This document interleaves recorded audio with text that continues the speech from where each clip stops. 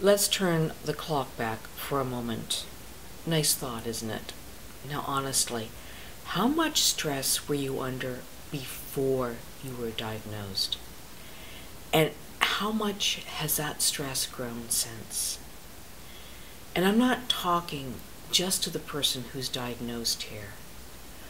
I'm also talking to the partners, to the other members of the family who love that person, because no one escapes it. And just because I'm sitting here doing this video for you doesn't mean that I need it any less either.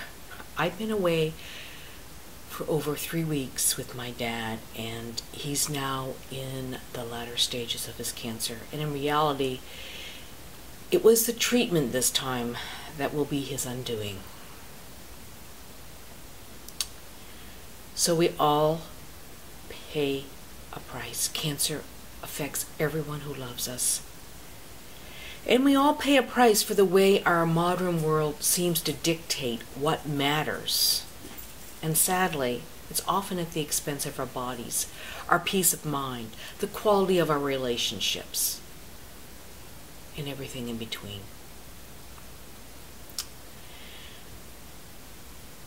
And so, I would like to talk to you today about the effects of relaxation as one of the healing tools.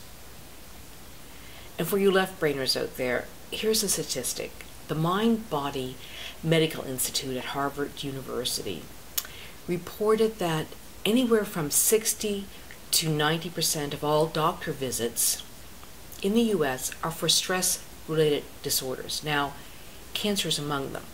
And so this means that at the very time you most need your immune system to be at its peak, especially if you're weathering the effects of chemotherapy, your body's being challenged to do battle, already scathed by the demanding effects of stress. In fact, there's now over 3,000 studies documenting the benefits of relaxation techniques on our minds and on our bodies. And I remember when I began investigating relaxation, meditation, visualization on cancer quality of life way back in the early 90s. And I had to be very selective in choosing the doctors I explored this so-called notion with, as it was still considered, out there back then in terms of its relationship to cancer. And thank goodness that's changed. And now patients are actually being encouraged to pursue it in some form or another in their daily routines, and with good reason, because not only will it enhance your coping skills and your ability to think more clearly to make the decisions ahead, but it will improve your blood flow, your digestion, and even reduce the perception of pain. And as with everything else, there's always exceptions to even the safest techniques. And should you have any form of dissociative disorder, thoughts that distort reality, then the heightened awareness and connection to your feelings that will come about during relaxation may actually cause more anxiety. So be cognizant of that. Now, there are several core forms of relaxation, and these include breathing and progressively tensing and relaxing the muscles. Then there's the traditional mantra-style meditation, as well as the modernized versions of the same. And lastly, autogenic relaxation, which is what we're going to be using today.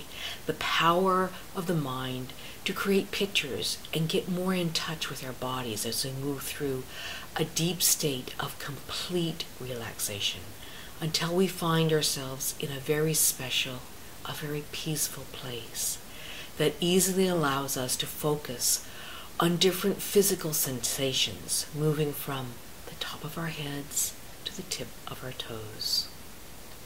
So you might want to download this video as your digital companion and cue it so it's ready to begin to help you, especially during treatment.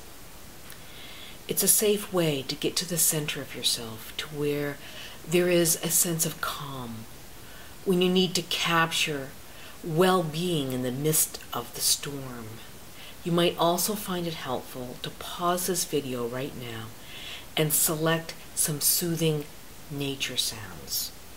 Anything with a natural rhythm, such as raindrops or the ebb and flow of the shoreline as waves move in and out, as natural as breathing.